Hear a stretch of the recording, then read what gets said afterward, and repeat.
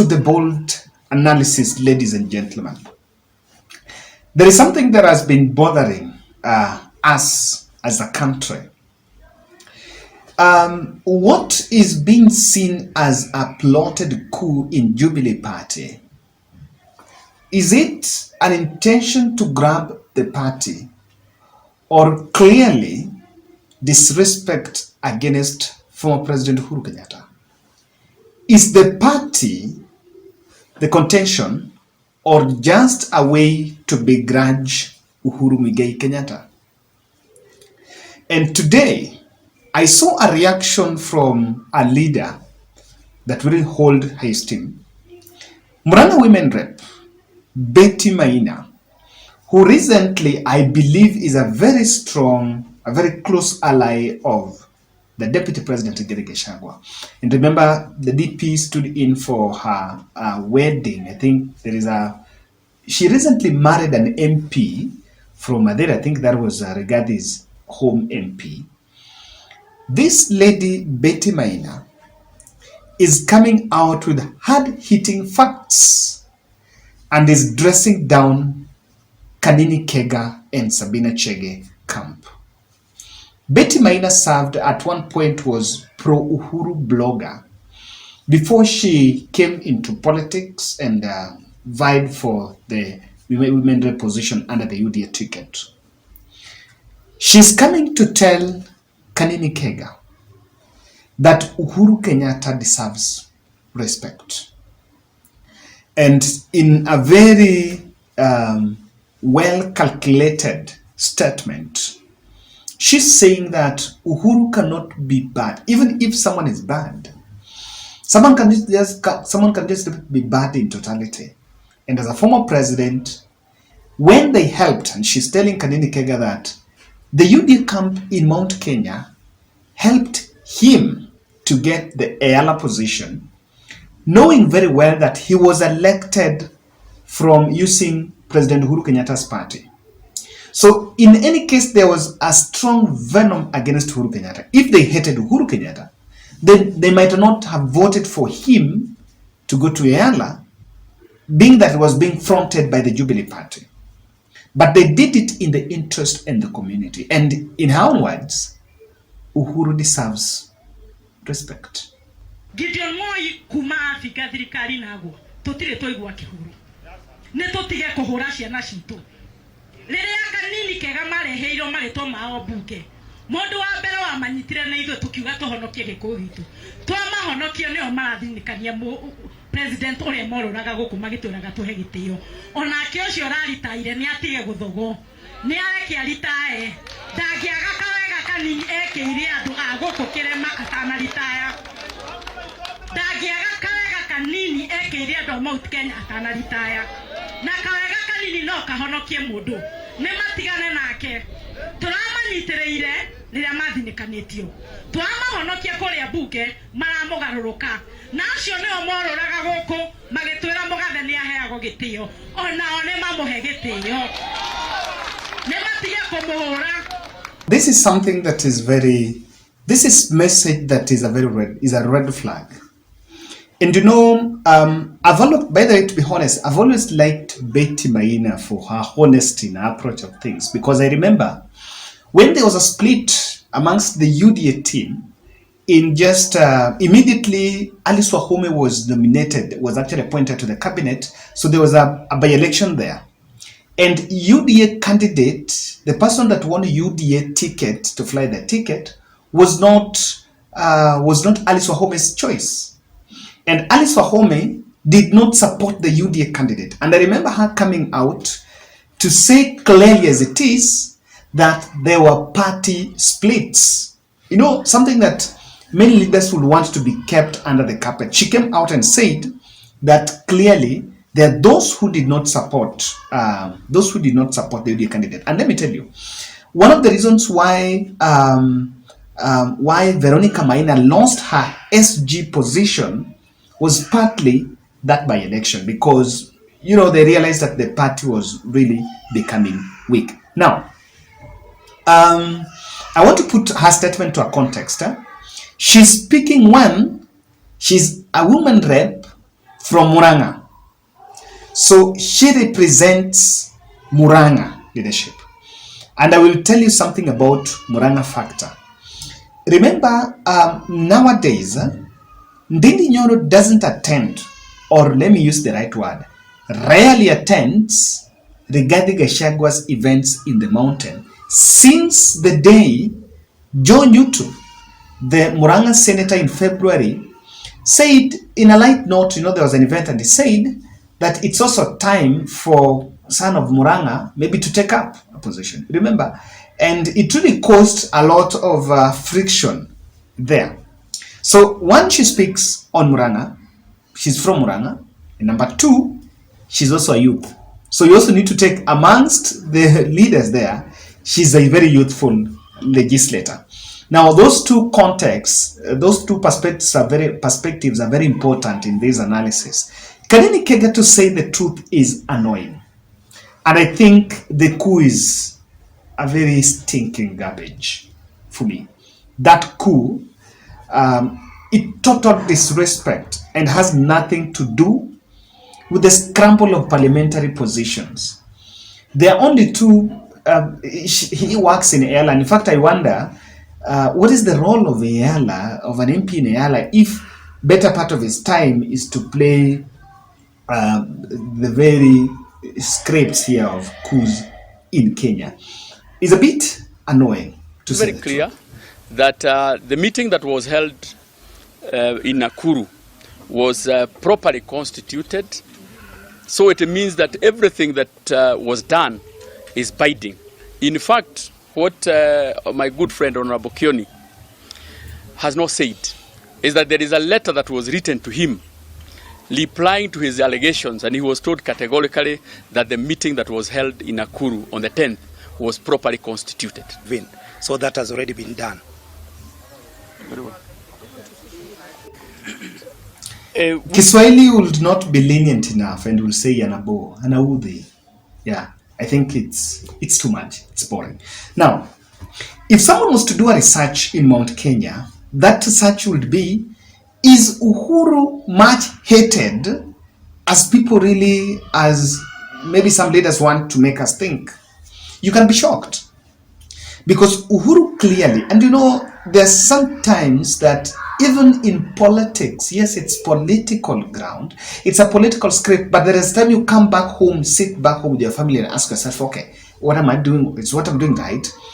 Kanini Kega was clearly funded by Uhuru Kenyatta's party, that party, in his last campaign.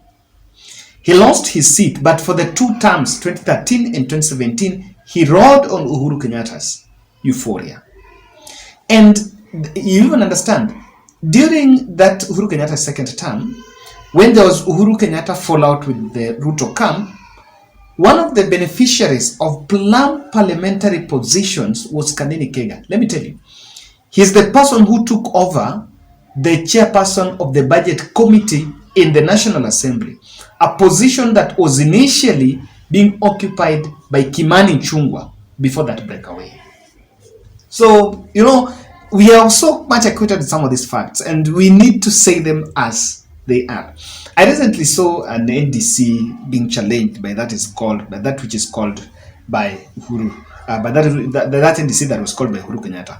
The realization that Kanini Kega camp, what they are doing to Uhuru Kenyatta, borders some disrespect, is a red flag to Kanini Kega and Sabina Chegetin. It's a red flag because I think they have tried to furnish voters of the supporters. I don't know if they have those supporters. They've tried to defend it that we are protecting this party and we want to disassociate the party from the Azimio la Umoja activities.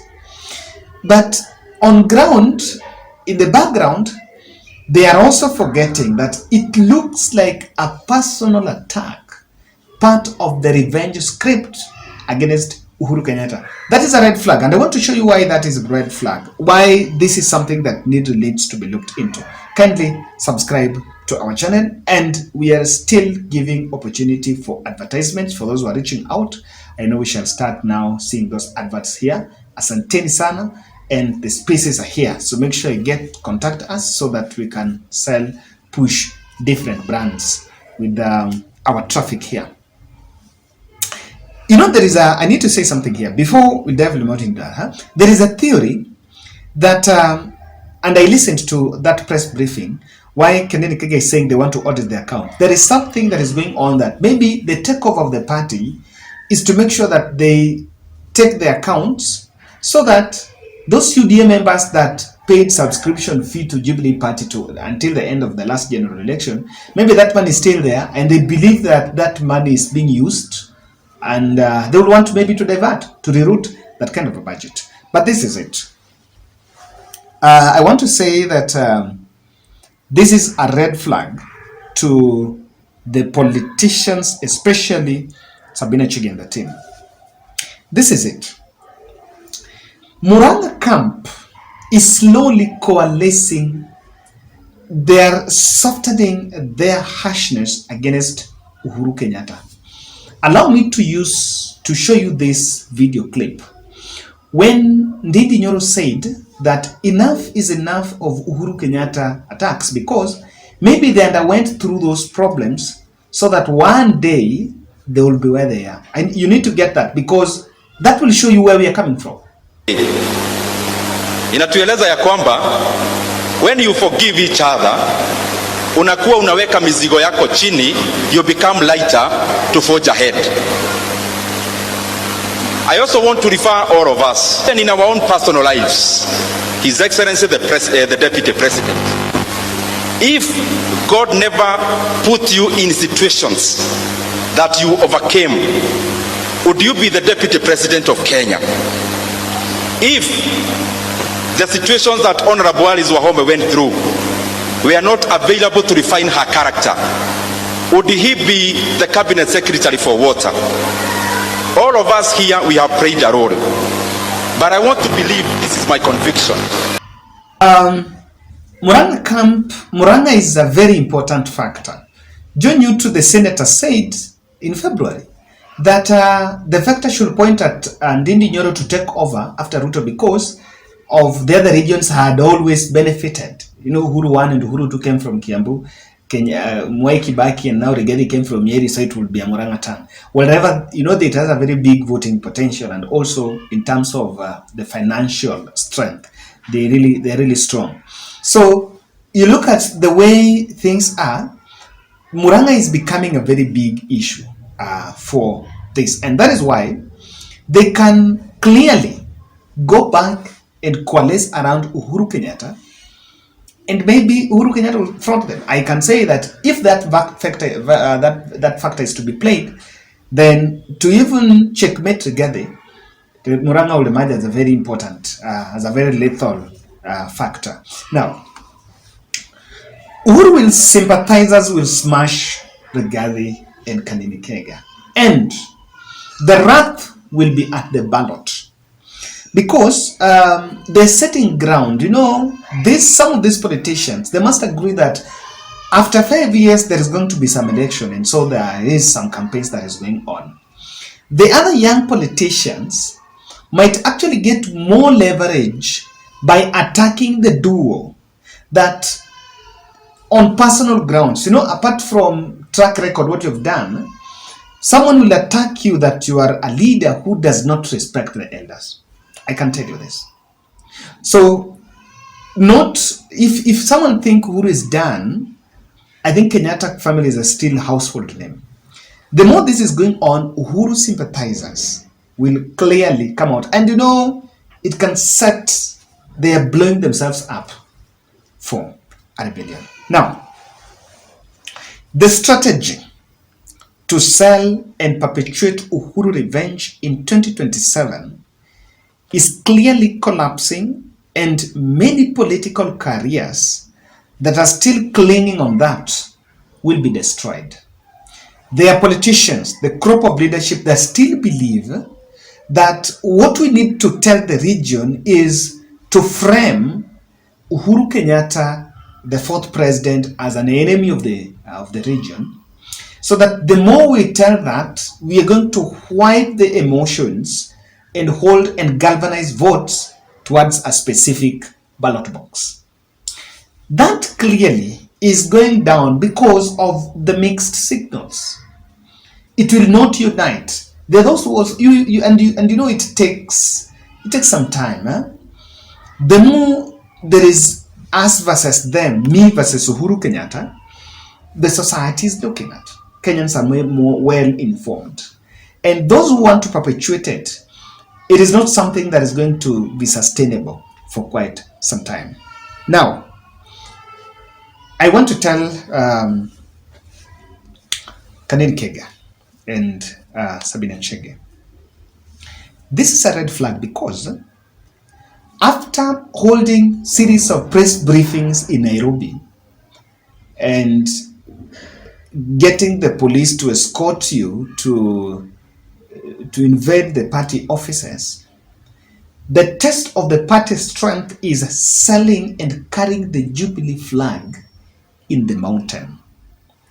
That flag is becoming heavy. They're soaking it in water, and by the time they will try to carry that flag to take it to the mountain, that flag will be very heavy. And so the script of plotting that coup to take over the party will not yield any fruit if you will not be in a position to sail with it, not sell, but sail with it in the mountain. If you will try that, while a narrative is already being planted that you guys are just disrespecting Uhuru Kenyatta, I don't know.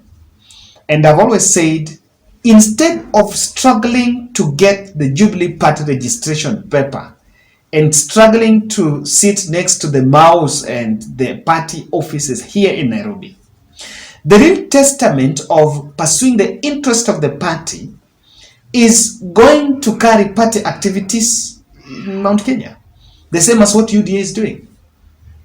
Those, if you have interest, you have a budget, you are a leader, go and do activities in Mount Kenya using that party, so that even when you come back, you have a goodwill. Otherwise, this is hot air. The realization that coup at Jubilee is disrespect against Uhuru Kenyatta is a poison and a fire that will consume these fellows. That's my point.